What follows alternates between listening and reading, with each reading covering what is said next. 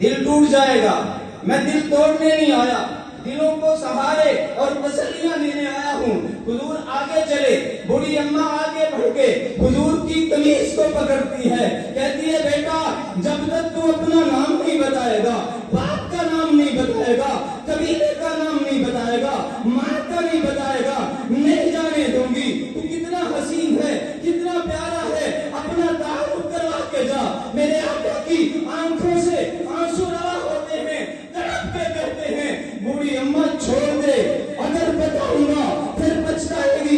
کہتی ہے نہیں پچھتاؤں گی. میرے آقا کہتے ہیں جس کے بارے میں تو کہتی ہے وہ جادوگر ہے, جس کے بارے میں کہتی ہے وہ باپ دادے قدیم سے برقرار رہتا ہے, جس کے بارے میں تو نے سنا ہے کہ وہ باپ کی دادے قدیم چھڑوا لیتا ہے, وہ محمد عبداللہ کا بیٹا آمنہ کا لگتے جگر تیرے سامنے میں ہی کھڑا ہوں.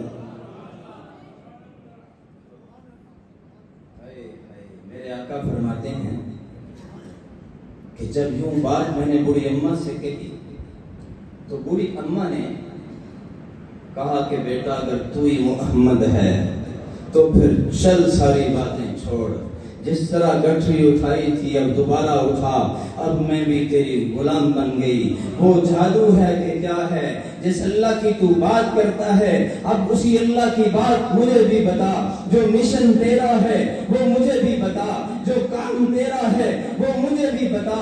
بتانا یہ چاہتا ہوں اتنے اچھے اخلاق والے نبی کو اپنا شہر کیوں چھوڑنا پڑا, اتنے اچھے اخلاق والے نبی کو اپنے دندان مبارک کیوں شہید کروانے پڑے, اتنے اچھے اخلاق والے نبی کو خندق میں حنین میں کیوں جانا پڑا, اتنے اچھے اخلاق والے نبی کو